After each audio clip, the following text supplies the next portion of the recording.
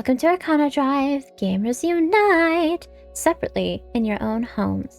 So, welcome to Arcana Drive. My name is Arcana, but I won't be your driver this evening because I have a horse. I got the horse seat up.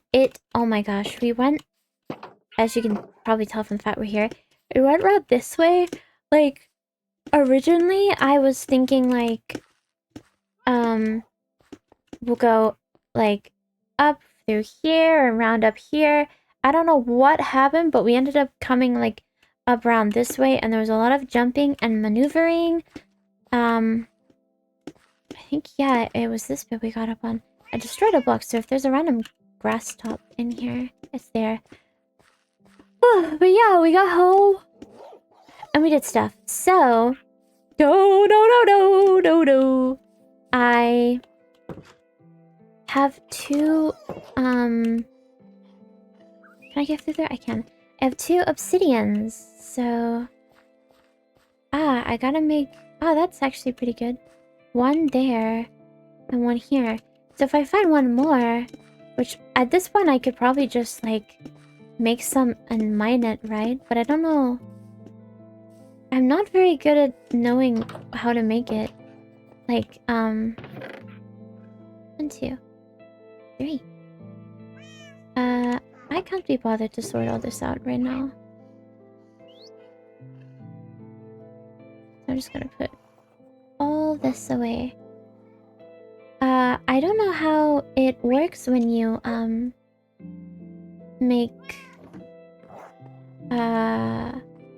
obsidian. Like, I don't know if it's, like, water fast, or,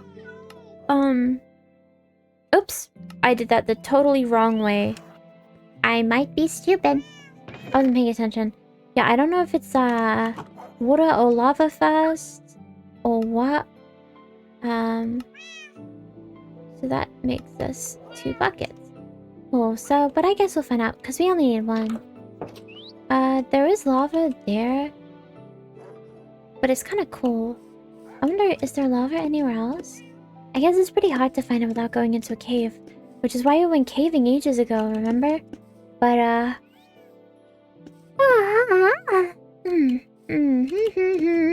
I'm not sure. I don't know what to do. Honestly, most of the time I play Minecraft, I've said this before, but it's always with another person. So it's normally just a lot of wandering around and like making big maps and building little houses together. It's very little focused on gameplay. So I apologize. I'm always tired. I apologize if, you know, you find this series boring. But I kind of like it that way. I don't think I'm a high-intensity, high-caliber mega gaming kind of person. I kept hearing something, but I realized what it was. I was like, is that a skeleton? I think I'm gonna go over here. But yeah, I kind of prefer it to be, like, relaxing and stuff. I think, like, the most energy I get up to is not a lot. So, it makes sense for this to be similar in effect. Oh, my boat. Hi. Solid snake. I've never played Metal Gear. I have Metal Gear 2 on the PlayStation 2. I'm looking forward to playing that together one day. But, yeah. I actually, the only, acquaintance I have with, Metal Gear is, I was really interested in Phantom Pain when it came out. Some people say that's, like, the worst one. I obviously can't talk. Where's that cat? I heard a cat. Oh, kitty! I obviously can't talk on that because I barely even remember anything about the game now. But I used to be really into it. Lore-wise, back when it first came out, it was one of those things that, like, captured me for some reason. Well, I'm excited. We have a stream later tonight, Arinian. Or later today, not even tonight. I mean, it is at night. It's an evening. Do you guys distinguish between evening and night? I don't feel like a lot of people do, but I really do.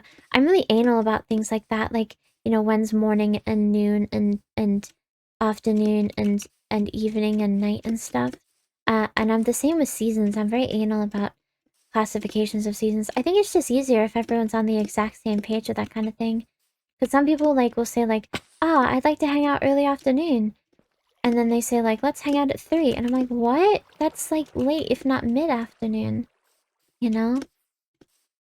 I guess the seasons don't matter as much because they're kind of, you know, it's not like, you know, maybe it mattered more when people were farming and they're like, you gotta plant this midwinter. But nowadays we would tend to use a date for that kind of thing. But I still prefer to classify them quite structurally, you know? I think it's good to keep things kind of structured like that. I like the fluidity of things like language and stuff, don't get me wrong, but I don't know. Things that communicate a thing that is unbound to human nature, I think, should be quite structured. You know? I don't know if that's making any sense. Like, I guess I'm a little anal about language at times, but language changing is kind of how it works because it's reflective of human, you know, things. Like, a lot of language, like slang and stuff, it's a reflection of, like, human nature and, like, the current, like, cultural zeitgeist and cultures and experience and stuff like that. So I think it makes sense that it changes with time, you know? But, I don't... It's just that I saw the light and I thought maybe. But I feel like things that are unbound by people should sort of remain, like, a consistent in their, definitions. Of course, unless they themselves change, but like I said, that's kind of its own beast. Oh, I'm not finding any lava. I swear there was some around here. Ooh, we are finding irons though, so that's okay. Don't know if I'm confident. I did some cool stuff earlier. I'm not sure if I'm confident about how it's... Oops, egg time. How it's working out though. As you can probably tell from the amount of times I've said I'm not confident in something, I'm not that confident a person, but I think that, true courage is to be shit scared and do it anyways, and that's how I am. I'm honestly, like, so nervous every time I record and post a video, or when I go live, or stuff like that. But I do it anyways, and that's, the philosophy for me. 'Cause, like, I don't know, I think to wager someone's ability to do something on how good or bad... There we go, there'll be lava over there. How good or bad they feel about it is a little cruel, because someone's feelings about something aren't necessarily dictated by, like, logical reasoning, right? So you can be very nervous about something even if you've done it tons. And so I think that, like, oh, confidence is key. It is... I understand it, but I don't think it's the best way to, like, instruct people to get into something or do something. Like, I remember, I can't remember who it was. There's a zombie? Who it was I was listening to talk about, wait. I got it. I could just mine this one. They were talking about, like, auditioning for a VTuber corporation. It was, like, one of the big ones. I know exactly which big one I mean, but I don't want to explore my media biases. That being said... No, I'm just kidding. I don't want to mention... Oh, that spider's gonna get me. Oh, God. Snack break. What are they saying? Yeah, and this individual was talking about it. It wasn't my Kamiyoshi, by the way. But they were saying, that confidence is, like, key in auditioning. And that...